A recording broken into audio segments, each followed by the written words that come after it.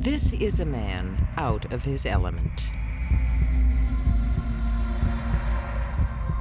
He is a Cuban diver who calls himself Pepin. After years of trying, he has gone as deep as 428 feet on a single lung full of air. Through a combination of physical training, more practice and meditation, Pepin thinks he can go as deep as 500 feet on a breath.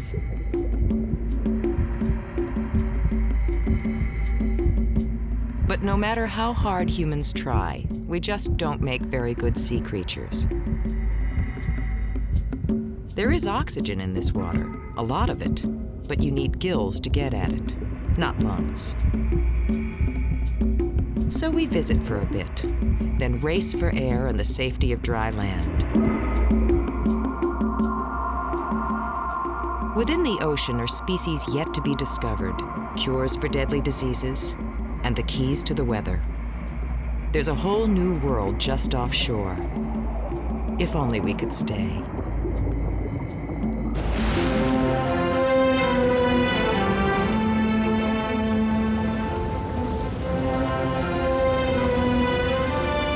It is dangerous and threatening at the same time that it is beautiful and appealing. It's got everything.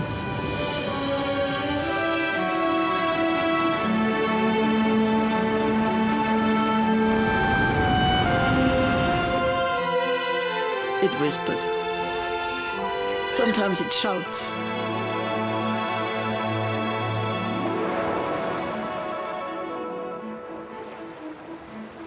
There's really only one ocean, one great body of salt water covering 3/4 of the Earth's surface. Water is life, and life flourishes here. May have started here. It's a simple thing, really. A molecule of water is a combination of 2 atoms of hydrogen and 1 of oxygen. Water has been here ever since the Earth has been here, and oddly enough, about the same amount of water and the same molecules. Because the water just keeps cycling. It goes into the ocean, it evaporates, it rains, it comes back. The water you drink, the actual molecules you drink, that's it. That's the molecule that was there since the start.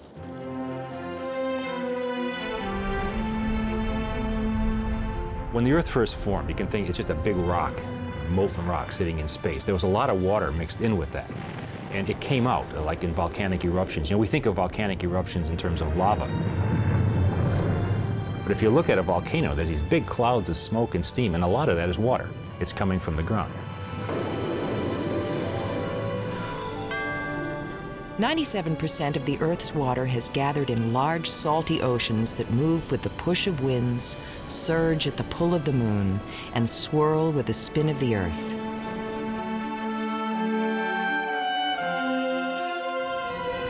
Currents, tides, and waves are forces constantly at work keeping the Earth's global system balanced. If you look at the Earth sort of large scale, the main thing that's going on the surface is that the heat is coming in. There's more heat at the equator than at the poles.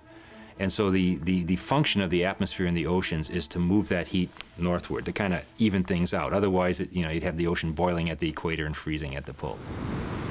The ocean's ability to circulate heat around the planet moderates our climate.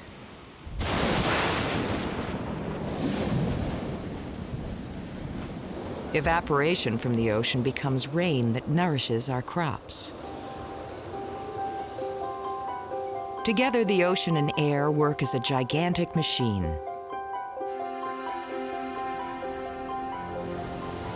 A classic example of this complex global relationship between sea and air is a weather phenomenon called El Niño. It's a gentle warming of the water, usually no more than a few degrees, but on such a large scale that it generates weather that destroys homes and lives. Scientists are watching the waters to understand when an El Niño will come again. We are not quite conversant about what's going on in the interaction between our atmosphere and our oceans and what governs these interactions, the El Niño events.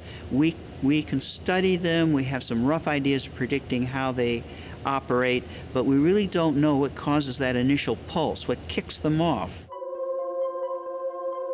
Peruvian fishermen named the warm water current El Niño after the Christ child because it usually coincided with Christmas.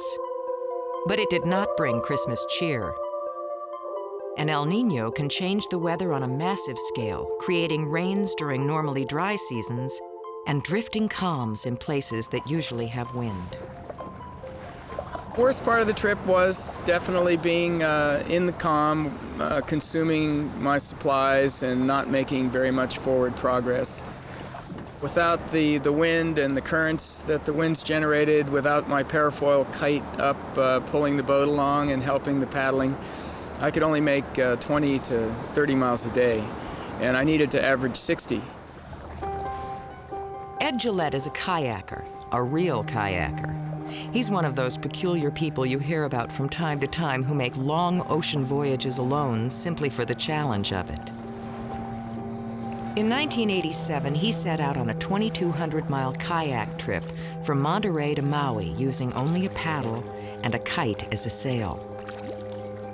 But the trade winds lessened, the currents weakened, and his sail was useless. A 40-day trip turned into 63 days and nights at sea. The magic number for me was 30 degrees north latitude, 140 west longitude, and that's the place where the trade winds are supposed to blow. And unfortunately, on that particular year, because of the El Niño effect, the wind just wasn't blowing.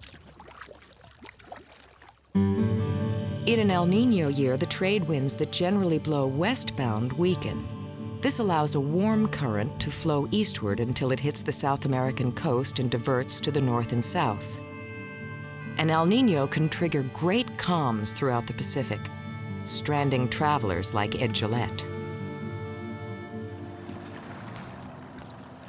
I was really looking at starvation in the face, and then when I needed the trade winds to blow in the direction of the Hawaiian Islands, the wind completely died. So I had 2 weeks of dead, flat, calm weather.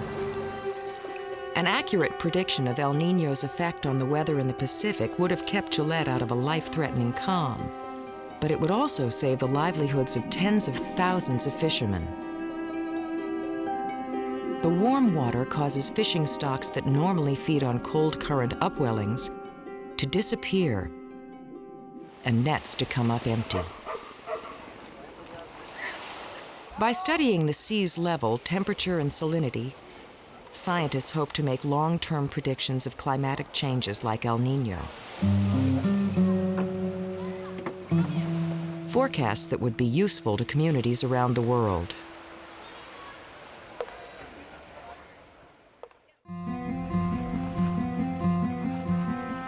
Well, my first memory of water was that this was something terrible, that I would never, ever learn to swim. And that was at the age of 5. Thor Heyerdahl faced his fears by taking one of the most daring ocean voyages in history. One that would not have been possible without ocean currents. He was an adventurer with a purpose and a theory. He believed that 1,500 years ago, migrants somehow traveled from Peru to Polynesia by sea. Most people said that was simply silly. But not the 5 men who went along on the trip. They rode currents and trade winds to create those ancient journeys. They traveled 4,300 miles aboard the Kon-Tiki, a balsa wood raft. We gained as much by the current as we sailed ourselves across the surface of the ocean, because the water we were sailing on moved us ahead all the time. With small sails and an archaic steering system, the Kon-Tiki crew was at the mercy of the ocean's currents. There were days, of course, in the mid-Pacific where the water was real Pacific. We could take our little rubber dinghy and row almost to the horizon and look at ourselves as a speck and then come back again. We did it only once because the wind came up and we almost lost the other men on the raft. have no doubts that the ancient crafts, the navigators, they knew the winds and the waves and the currents so well, they actually could navigate thousands of miles across what we would call trackless wastes. But to them, the ocean was just alive. It was alive with waves, its creatures, its clouds, its winds. There were people 1,000 years ago that could read the water far better than anybody alive today. We have a lot to learn from those old people, and I think we better get out there and start drifting around. We are most familiar with the currents at the surface. They are concentrated, wind-driven streams of water as much as 50 miles wide, which flow through the ocean. But there are currents at all levels in the ocean. Some flow sluggishly along the sea floor. The mid-depth currents can travel in complex patterns at about 3,000 feet down. Surface currents move the fastest, affecting only the first 100 feet. I think currents should be called the winds of the ocean. It's the way that water moves across the ocean, or in other times in small patterns that may themselves vary with time, and it's how the ocean moves stuff around. Currents circulate heat, water, nutrients, and anything else that happens to fall in. Even little plastic ducks. Jim Ingram and Curtis Ebsmeyer are oceanographers who are mapping surface currents by plotting the path of a lost cargo of bathtub toys. There are garbologists who go into cities and study your trash to see what you are doing. And we can do the same with the ocean. I guess we're ocean-going garbologists. These oceanographers have to get in the pool and swim with the trash. They need to make careful observations on how things float. These bathtub toys are part of a shipment that broke free from a ship in the mid-Pacific and washed ashore in Alaska.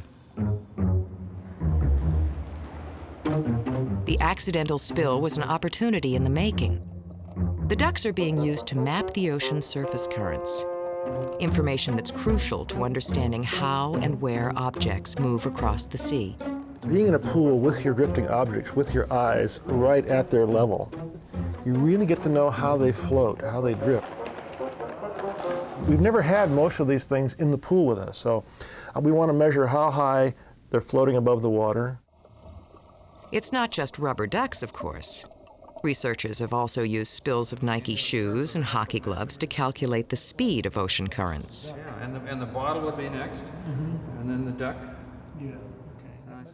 All the duck's information is loaded into a computer model that takes into account wind speed, drift, and waves to simulate the duck's path. There it goes. As each duck washes ashore, the intricate patterns of ocean currents begin to take form. The flow of currents, winds, and weather systems are altered by the spin of the Earth. This is called the Coriolis effect. If you think of the ocean as a large tub of water, when water moves in the northern hemisphere, the Earth spins the water to the right. And in the southern hemisphere, the Earth spins the water to the left as it moves. Basically, the ocean has currents because you blow on the water, a storm blows on it, the water will move. And the Earth rotates a bit, so the water wants to move in one direction, but the Earth spins it off a little bit to one side. So the Earth's rotation deflects the wind currents. Studying currents can be used to determine where an oil spill will wash ashore, or to backtrack to find where objects came from. A jogger found a skeleton on a Hawaiian shore. It's a mystery waiting to be solved. It's a one-armed sailor who'd been missing. Nobody knows who he is or what ship went down. But the point is, we think that he'd been in the water for 2 years, and that's why I've been trying to get Jim to run his model backwards, because we know where he washed up. We want to see where he came from. The skeleton makes you ask the question, where did he come from? And then the next question is, if I have some nasty substance like oil or something else floating in the water, where did it come from? You get a big spill like the Exxon Valdez, and you really have to know where that's going to go. And the currents change so much from year to year that if you don't know what the currents are doing, you can't figure out where to put the ships to collect the oil. Scientists are just beginning to fill in the gaps on the map, discovering how the ocean moves. It is timely information considering our increasing presence on the sea. This water will flow around the globe and circulate at every depth, even in remote near-freezing Arctic water. The largest circulation pattern on Earth begins at the poles where cold water sinks.